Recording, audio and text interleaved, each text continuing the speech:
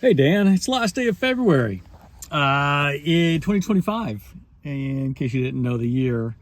And I am sitting out by the river. I have no intention of going in because we're having a high flow event.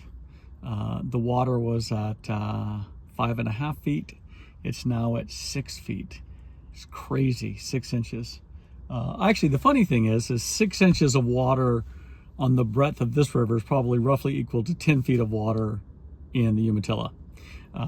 It just doesn't look as exciting here as it does there.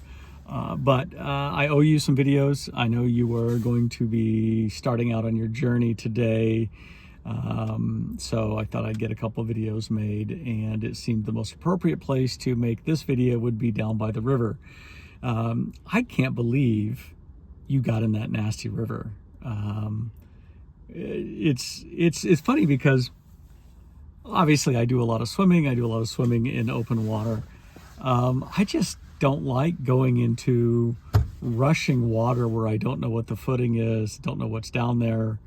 I like a nice sandy bottom, especially when Beth has just been sitting on the beach. That's my favorite.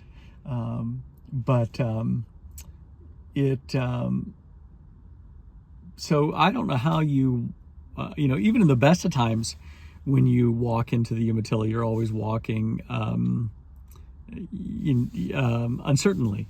It seems like your footing is never quite secure. You don't know quite what's down there, where the rocks are, or if you're stepping on a flat spot or a spot that's going to spill you into the river, which it has from time to time.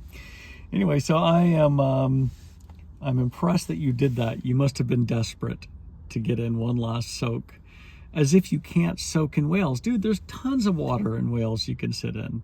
It might not be as cold as the Umatilla is, but it's can be plenty chilly, especially if you go out breaststroke in it. You commented that you were much colder in the Umatilla than you expected. It's got to be a combination of, how we've often said, if it's a warm day, all your capillaries are open to the cold, and so when you get in, you feel it significantly more acutely than when it's 0 degrees outside and you go sit in the river. Even though the water's warmer, the air's much warmer, and I just think that makes you renders you much colder. Plus, you had the whole convection issue with the water moving as quickly as it was, and as you said, getting buffeted by it. So let's go look at our water. It's going to be windy. We've got a wind advisory today. Which is like, why are you telling me there's a wind advisory? I think I can just step out and look at the flag and how quickly the clouds are moving and know that it's windy. But, everything to avoid liability in this country, I guess. Okay, so let's go look. I haven't been even down here since the last time you and I were down to sit when you were here. And, honestly, part of me feels like every time I come down and I see all the crap around the hole, it's like, take care of your stuff, people. Why are you so dirty? It just looks like crap out there. So I don't know how deep that ice is or how thick that ice is. It looks still to be 3 or 4 inches, maybe walkable, but down, one of the issues, of course, is that you've got shore, which is thawing. As you can see, the only ice is just here to right there, and then that's it. That's all the ice on the beach. And as windy as it is today, I'm betting all of this ice is going to break up and go away. It's also been quite warm. We have had days since you left that have been in the mid-50s, 2 or 3 days in the mid-50s, and most days have been in the 40s. Today I think is 42, 44. So I think that is probably my final ice sit as well, was when you were here. If you count my cold water swim, in fact, you know what? hold that thought. I'm going to get back into the car and then I'll keep talking. That way you can maybe hear me.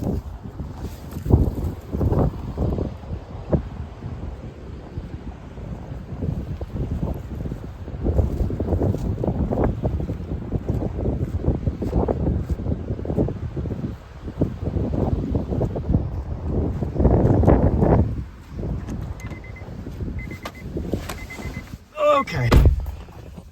So, yeah, if you count the cold water swim last Saturday as being an ice sit, then I guess that was my last one. I think I'm going to go out and do some cold water swimming in March and April. Which again is actually makes me even colder than just sitting in the water for 7 or 10 minutes. So if I go out and swim 1,500 meters, for example, in 50-degree water, yeah, it's quite chilly. I am going to see my dad March 17th, I think I leave, 14th, and I come back on your birthday. So there will be no cold water swimming down there, although we'll go swim in the ocean. I have been exceedingly busy such that I have not even wanted to come down here and maintain this hole in the ice. Part of it is because I come down and, you know, in a curmudgeonly way, I feel like people have thrown bricks into it and they tried to break through it with sticks and they just left all the crap sitting around the hole. And honestly, I don't feel like cleaning up after people. I wish there were a place that I could go that had a sandy bottom, was cleaner than this. But I do love the view down here and the beauty. So I don't know what to do with that. They have quite a deal up there at Lake Johanna in Arden Hills, the suburb of St. Paul, where we did the ice swim, where they maintain a hole, quite a big hole. It's about chest deep or so.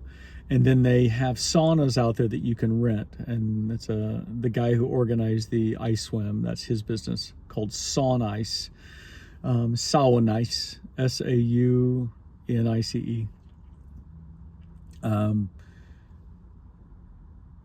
So yeah, that's it. I guess you are, like I said, you guys are on your way. Oh, I did want to quick talk about the video with granddaughter.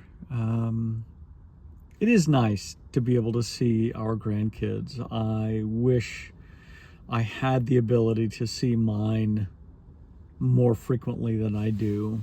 You know, I guess it might be similar to, you know, you guys with Gwyneth in Boston. It's just, you know, it's just not something you can just drive over like you can to Seattle.